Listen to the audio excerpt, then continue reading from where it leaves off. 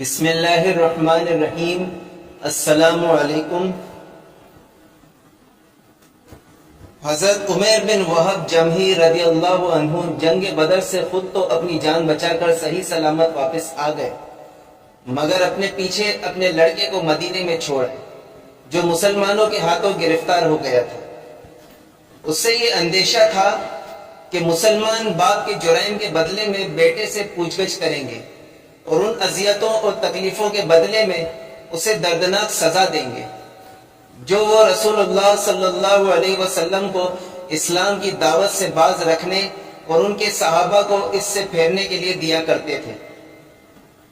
ایک روز عمیر بن وہب چاشت کے وقت بیت اللہ شریف کا طواف کرنے اور وہاں رکھے ہوئے بتوں سے اپنے گمان کے مطابق برکت حاصل کرنے کی نیت سے مسجد الحرام میں داخل ہوئے۔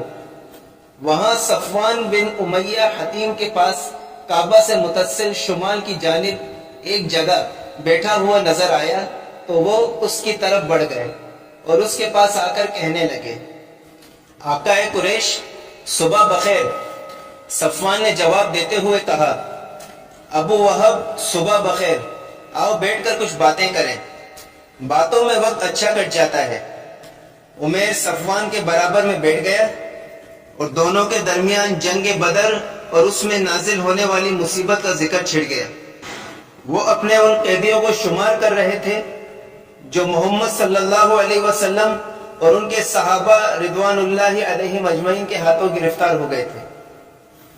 صفوان نے ٹھنڈی سانس لیتے ہوئے کہا، اللہ کی قسم ان لوگوں کے بغیر اب زندگی میں کوئی لطف بھی باقی نہیں رہا۔ عمیر نے اس کی تائید کرتے ہوئے کہا، اللہ کی قسم تم بالکل صحیح کہہ رہے ہو۔ پھر کچھ دیر خاموش رہنے کے بعد بولا، رب کعبہ کی قسم اگر میرے ذمہ وہ قرض نہ ہوتے جن کی ادائیگی کا میرے پاس کوئی بندوبست نہیں ہے اور میرے اہل و عیال نہ ہوتے جن کے اپنے بعد ہلاک ہو جانے کا مجھے شدید اندیشہ لاحق ہے تو میں یثرب جا کر محمد کا خاتمہ کر دیتا اور اس فتنے کو ختم کر دیتا جو ہمارے لیے پریشانی کا سبب بنا ہوا ہے، نعوذ باللہ من ذالک۔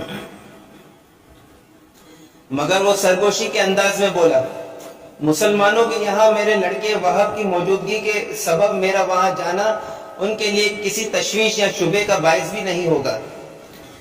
صفوان نے عمیر کی اس بات کو غنیمت سمجھا۔ وہ نہیں چاہتا تھا کہ ہاتھ آیا ہوا یہ بہترین موقع ضائع ہو جائے، اس لیے عمیر کو مخاطب کرتے ہوئے کہا، عمیر تم اپنا سارا قرض میرے اوپر چھوڑ دو، چاہے وہ جتنا بھی مال ہو میں اسے تمہاری طرف سے ادا کر دوں گا اور تمہارے اہل و عیال کو اپنے اہل و عیال میں شامل کر کے زندگی بھر ان کی پوری کفالت کرتا رہوں گا۔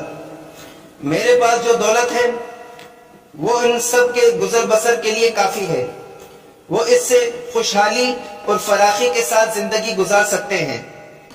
عمیر نے صفوان کو رازداری کی تاکید کرتے ہوئے کہا، ہماری اس آپس کی گفتگو کو اپنے ہی تک محدود رکھنا، کسی دوسرے کو اس سے آگاہ نہ کرنا۔ صفوان نے اس کو اطمینان دلایا، میں تمہارے لیے اس کا ذمہ لیتا ہوں۔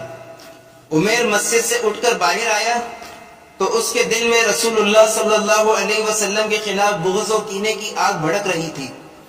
وہ اپنے اس ناپاک منصوبے کی تکمیل کے لیے ضروری انتظامات میں مشغول ہو گیا۔ اس کو اپنے اس سفر اور اس کے مقصد کے بارے میں کسی شخص کی طرف سے کسی شبے کا کوئی اندیشہ نہیں تھا، کیونکہ اس وقت قیدیوں کے فدیے کی ادائیگی کے سلسلے میں ان کے قریشی رشتہ داروں کی مدینہ منورہ کی طرف آمد و رفت کا سلسلہ برابر جاری تھا۔ عمیر نے اپنی تلوار کی دھار کو تیز کرنے اور اس کو زہر میں بجھانے کا حکم دیا۔ پھر اس نے اپنی سواری کی اونٹنی طلب کی، وہ تیار کر کے اس کے سامنے لائی گئی اور وہ اس کی پشت پر سوار ہو گیا اور اپنے دل میں بغض و دشمنی اور شر و فساد کے ناپاک جذبے لیے مدینے کی سمت چل پڑا۔ عمیر مدینے پہنچا اور اس نے رسول اللہ صلی اللہ علیہ وسلم کو قتل کرنے کے ارادے سے مسجد کا رخ کیا، نعوذ باللہ من ذالک۔ جب وہ مسجد کے دروازے کے پاس پہنچا تو اس نے اپنی اونٹنی کو بٹھایا اور اس سے نیچے اتر آیا۔ اس وقت حضرت عمر بن خطاب رضی اللہ عنہ چند صحابہ کرام کے ساتھ مسجد کے دروازے کے قریب ہی بیٹھے ہوئے آپس میں جنگ بدر اور اس میں قتل ہونے والے قریشیوں اور ان کے قیدیوں کا تذکرہ کر رہے تھے۔ وہ مسلمان مہاجرین و انصار کے کارناموں کی یاد تازہ کر رہے تھے اور اللہ تعالیٰ کے اس احسان کو یاد کر رہے تھے جو اس نے مسلمانوں کی فتح و کامیابی اور ان کے دشمنوں کی ذلت آمیز شکست کی شکل میں ان کے اوپر کیا تھا۔ اچانک حضرت عمر رضی اللہ عنہ کی توجہ بدلی اور ان کی نظر عمیر بن وہب پر پڑی جو اپنی سواری سے اتر کر تلوار لٹکائے مسجد کی طرف جا رہا تھا۔ یہ منظر دیکھ کر وہ گھبرا اٹھے اور یہ کہتے ہوئے دوڑے، یہ کتا اللہ کا دشمن عمیر بن وہب ہے، اللہ کی قسم یہ کسی برے ارادے سے آیا ہے، یہی مکہ میں مشرکین کو ہمارے خلاف بھڑکاتا تھا اور جنگ بدر سے پہلے ہمارے خلاف جاسوسی کیا کرتا تھا۔ پھر انہوں نے اپنے ساتھ بیٹھے ہوئے لوگوں سے فرمایا، تم لوگ فوراً رسول اللہ صلی اللہ علیہ وسلم کے پاس پہنچ جاؤ اور آپ صلی اللہ علیہ وسلم کو چاروں طرف سے گھیرے میں لے لو اور ہوشیار رہنا کہیں یہ خبیث مکار کوئی دھوکہ نہ دے دے۔ پھر وہ خود لپکے ہوئے حضور صلی اللہ علیہ وسلم کی خدمت میں پہنچے اور آپ صلی اللہ علیہ وسلم سے عرض کیا، اے اللہ کے رسول، یہ اللہ کا دشمن عمیر بن وہب ہے جو تلوار سے مسلح ہو کر آیا ہے، مجھے یقین ہے کہ یہ ضرور کسی برے ارادے سے آیا ہے۔ رسول اللہ صلی اللہ علیہ وسلم نے ان کی یہ باتیں سن کر فرمایا، اسے میرے پاس لے آؤ۔ حضرت عمر رضی اللہ عنہ عمیر بن وہب کے پاس پہنچے اور ان کو گریبان سے پکڑ لیا، پھر اس کی گردن کو تلوار کے تسمے میں پھنسا کر رسول اللہ کے پاس لائے۔ حضور اکرم صلی اللہ علیہ وسلم نے اس کو اس حال میں دیکھا تو فرمایا، عمیر قریب ہو جاؤ۔ پھر آپ صلی اللہ علیہ وسلم نے عمیر کی طرف متوجہ ہوتے ہوئے اسے اور قریب آنے کا اشارہ کیا۔ اس نے آپ صلی اللہ علیہ وسلم کے نزدیک جا کر جاہلیت کے طریقے سے سلام کیا۔ آپ صلی اللہ علیہ وسلم نے فرمایا، اے عمیر، اللہ تعالیٰ نے ہم کو تمہارے سلام سے بہتر سلام سے نوازا ہے۔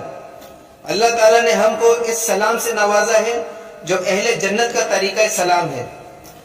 عمیر نے کہا، واللہ آپ ہمارے طریقہ آداب سے زیادہ دور نہیں ہیں، ابھی کچھ دنوں پہلے آپ کے سلام کرنے کا طریقہ بھی یہی تھا۔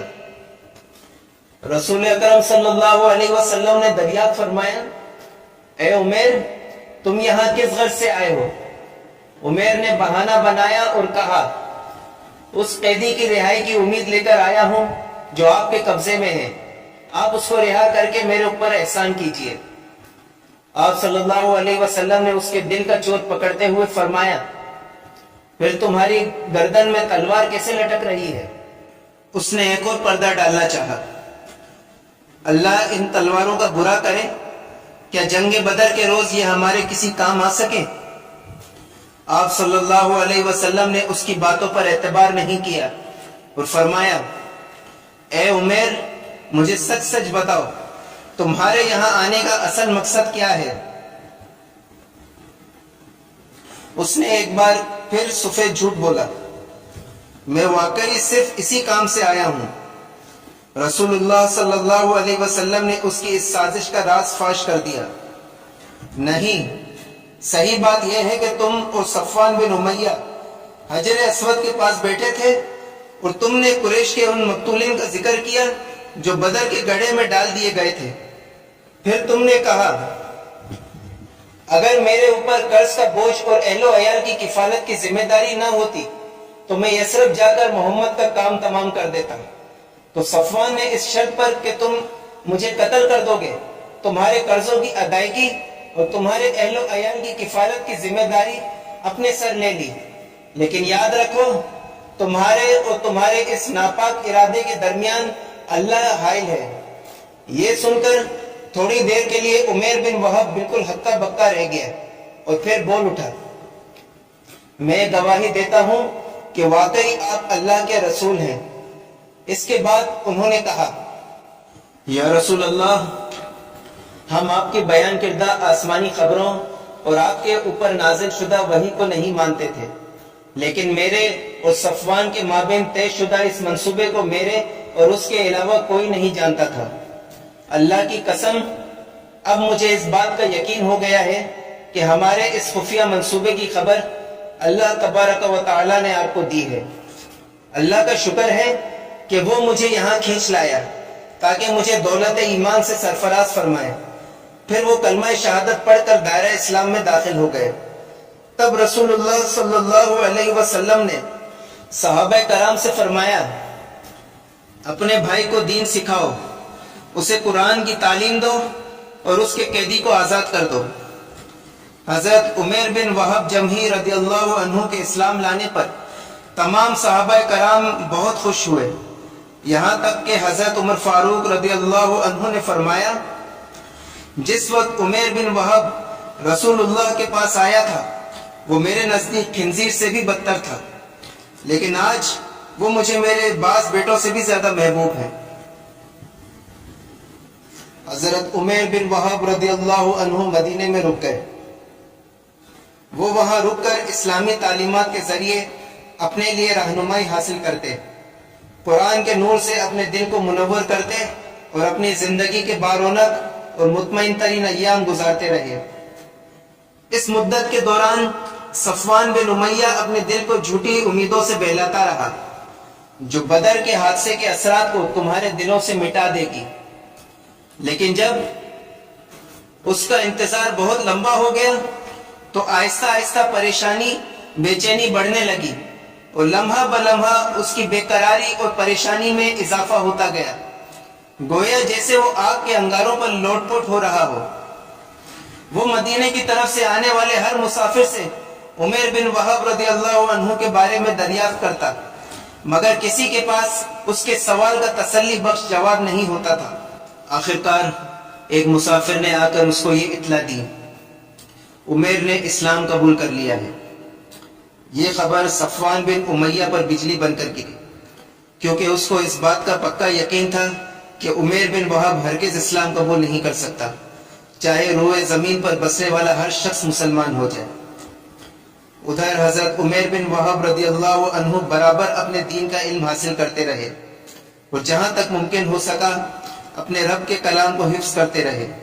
پھر ایک روز انہوں نے رسول اللہ صلی اللہ علیہ وسلم کی خدمت میں حاضر ہو کر عرض کیا، اے اللہ کے رسول، ماضی میں ایک طویل مدت تک میں خدا کے نور کو بجھانے کی کوشش میں لگا رہا اور دین اسلام کو قبول کرنے والوں کو سخت قسم کی تکلیفیں دیتا رہا۔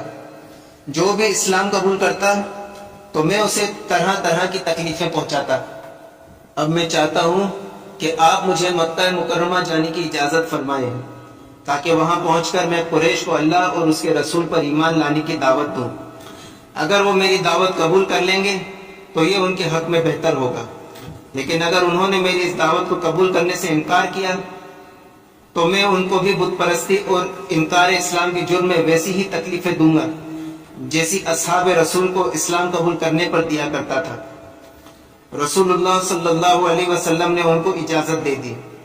اجازت پا کر وہ مکہ مکرمہ آئے اور صفوان بن امیہ کے گھر آ کر اس سے کہنے لگے، اے صفوان، تمہارا شمار مکہ معظمہ کے بڑے اور قریش کے عقل و دانش والے لوگوں میں ہوتا ہے، کیا واقعی تم یہ سمجھتے ہو ان پتھروں کی عبادت اور ان کے لیے قربانی کرنے کا جو طریقہ تم لوگوں نے اختیار کر رکھا ہے وہ عقل کی روح سے زندگی گزارنے کا صحیح طریقہ ہے؟ میں تو اسے درست نہیں سمجھتا اور اس بات کی گواہی دیتا ہوں کہ اللہ کے سوا حقیقت میں کوئی معبود نہیں اور محمد اللہ کے رسول ہیں۔ پھر حضرت عمیر بن وہب رضی اللہ عنہ مکہ مکرمہ میں دعوت اللہ کے کام میں لگ گئے اور بڑی تعداد میں لوگ ان کے ہاتھ پر مشرف و اسلام ہوئے۔ اللہ تعالی حضرت عمیر بن وہب رضی اللہ عنہ کو بہترین اجر سے نوازے اور ان کی قبر کو نور سے بھر دے، آمین۔ وآخر دعواہم ان الحمد للہ رب العالمین۔ ناظرین کرام، اگر آپ کو یہ ویڈیو پسند آئی ہو تو اسے لائک کریں، سبسکرائب کریں اور برابر میں دیے گئے بیل آئیکن کو پریس کریں تاکہ میری آئندہ آنے والی ویڈیوز کا نوٹیفیکیشن آپ تک پہنچتا رہے۔ شکریہ، جزاک اللہ۔